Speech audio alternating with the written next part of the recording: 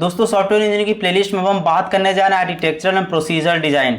ये काफ़ी लोग पहली बार सुन रहे होंगे आप लोग शायद, लेकिन ये काफ़ी एक इंपॉर्टेंट कॉन्सेप्ट होता है एग्जाम के पॉइंट ऑफ व्यू से, तो अच्छे तरीके से इसको समझिएगा। चैनल पर नए हो तो चैनल को सब्सक्राइब करो, वीडियो को लाइक करो और इस वीडियो को एंजॉय करो। और एक मिनट, इंपॉर्टेंट लिंक्स डिस्क्रिप्शन में अवेलेबल है, जैसे नोट्स हो गया प्लेलिस्ट का, तो वहाँ से जाके आप लोग एक्सेस कर सकते हो। सबसे पहले बात करते हैं आर्किटेक्चरल डिजाइन की, ठीक है। तो इसका सबसे पहले देख लेते हैं क्या दिया हुआ है। The process of defining a collection of hardware and software component. ये एक प्रोसेस होता है जो कि डिफाइन क्या करता है, collection of hardware and software components, ठीक है। अरे यार, सॉफ्टवेयर कंपोनेंट्स क्या होते हैं? जैसे कि मान लो आपके सिस्टम पे JVM वगैरह इंस्टॉल होता है, काफ़ी कंपाइलर वगैरह होते हैं, तो सभी चीज़ें देखी जाती है ना। आप कोई एप्लीकेशन मान लो कोई जावा से आपने कोड करके कोई एप्लीकेशन बना दिया, अगर सिस्टम पर JVM है ही नहीं तो कैसे चलेगा? तो चीज़ें मैटर करती है ना, वो सब चीज़ें। अगर आपको कोई सी का प्रोग्राम लिखना, अगर कंपाइलर ही नहीं है तो आप क्या करोगे? नहीं रन करेगा।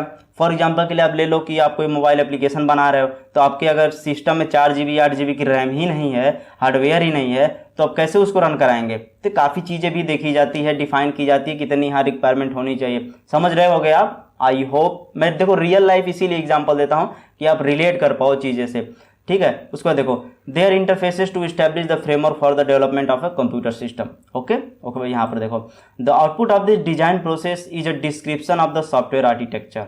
ओके, देन देखो, architectural design is an early stage of the software design process. ये एक अर्ली स्टेज होता है सॉफ्टवेयर डिजाइन प्रोसेस का, आप लोग समझ ही रहे होंगे, ठीक। इसके बाद देखो, it represents the link between specification and design process. देखो, ये एक लिंक रिप्रेजेंट करता है between specification and design process का, and it often carried out in parallel with some specification activities. और देखो, पैरेलली ये कैरिड आउट कर रहा होता है, ठीक है, कुछ स्पेसिफिकेशन एक्टिविटी के साथ साथ, ठीक है।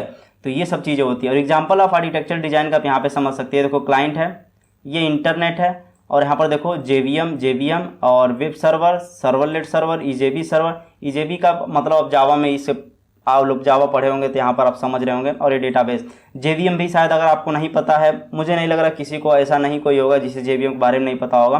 तो आई होप कि आपको जावा वर्चुअल मशीन का आप लोग नाम सुने होंगे। यार मतलब ये होता है, जावा का कॉन्सेप्ट क्या है कि राइट वंस रन एवरीवेयर, यही कॉन्सेप्ट है ना। यानी कि आप एक बार लिखो और आप हर जगह उस कोड को रन कराओ। बाइट कोड में होता है ना, बाइट कोड जनरेट करता है जो कि आपका हर जगह पे रन होता है।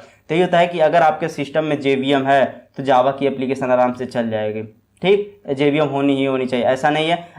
ऐसा भी नहीं है कि जावा में आपने कोड लिख दिया तो यार क्या होगा कि अब वो iOS पे नहीं चलेगा, एक कि आपका मैकबुक पे नहीं चलेगा, लिनक्स पे नहीं चलेगा, विंडोज़ पे नहीं चलेगा, ऐसा कुछ नहीं है। जहाँ जहाँ JVM है वहाँ जावा चलेगा। इसीलिए कॉन्सेप्ट इसका है कि राइट वंस रन एवरीवेयर, ठीक है, यही कॉन्सेप्ट होता है। अब देखो यहाँ पर क्या दिया हुआ है, अ सेट ऑफ कंपोनेंट्स मतलब आप समझ लीजिए कि डेटाबेस, कंप्यूटेशनल मॉड्यूल, ये सभी चीज़ें होती हैं, ठीक है। That will perform a function required by the system, ठीक। उसके बाद देखो, the set of connectors will help in coordination, communication and cooperation between the components. देखो, कुछ सेट ऑफ कनेक्टर्स होते हैं जो कि हेल्प करते हैं communication and cooperation between components के बीच में जो भी कम्युनिकेशन होता है वो कनेक्टर्स के थ्रू ही होता है, ठीक। आई होप कि आप समझ रहे होंगे। Conditions that how components can be integrated to form the system, ठीक। आई होप कि आर्किटेक्चरल डिजाइन का कॉन्सेप्ट आपको समझ में आ गया होगा, ठीक। अब इसके बाद बात करते हैं, इसे कुछ डेटा सेंट्रिक आर्किटेक्चर एक होता है और एक होता है डेटा फ्लो आर्किटेक्चर। तो एक एक करके इन दोनों को समझते हैं। तो पहले बात करते हैं कि डेटा सेंट्रिक आर्किटेक्चर क्या होता है, ठीक है। ये देखो कितना क्यूट सा लग रहा है ना, ये ऊपर मस्त लग रहा है ना, ठीक है। तो आप इसे प्यार से शांति से बैठो और आराम से देखो। कुछ नोटिफिकेशन ऊपर से आ रहे हैं तो उन्हें नोटिफिकेशन को ब्लॉक करो और आराम से समझो, ठीक है। उसके बाद देखो, यहाँ पर देखो, data centred architecture is a layered process. यहाँ ध्यान देना, जो डेटा सेंटर आर्किटेक्चर होता है ना, ये एक लेयर्ड प्रोसेस होता है, ठीक। Which provides architecture guidelines in data centre development, ठीक है। विच प्रोवाइड्स आर्किटेक्चरल गाइडलाइन, जो कि प्रोवाइड करता है आर्किटेक्चरल गाइडलाइंस इन data centre development. Data centre development में ये आर्किटेक्चरल गाइडलाइंस को प्रोवाइड करता है, ठीक है। अब देखो, डेटा सेंटर आर्किटेक्चर या also known as data centric architecture. अब जहाँ कहीं आपको डेटा सेंट्रिक आर्किटेक्चर लिखा हुआ मिले तो आप बस समझ जाना कि ये डेटा सेंटर आर्किटेक्चर की बात कर रहा है और यही चीज़ आप एग्जाम में लिख देना, ठीक। उसके बाद देखो, this architecture is the physical and logical layout of the resources and equipments, ठीक है, and with in data centre facility. अब देखो, यहाँ पे मैंने एक डायग्राम लिया है जो कि ये डेटा स्टोर एंड रेपोजिटरी और बैकबोर्ड है। और इससे देखो क्या क्या चीज़ें हैं, क्लाइंट सॉफ्टवेयर है, client software, client software, client software, client software, client software, client software, client software, तो ये आपको समझ में आ रहा होगा। ठीक, अरे यार डेटा स्टोर कहीं पे है, ये देखो डेटा स्टोर है यहाँ पर सभी लोगों का। अब क्लाइंट का जो सॉफ्टवेयर है यहीं से तो फेच करेगा, ये लोग यहीं से फेच करेंगे, ऐसे ही कम्युनिकेट करेंगे ना सर्वर से ही।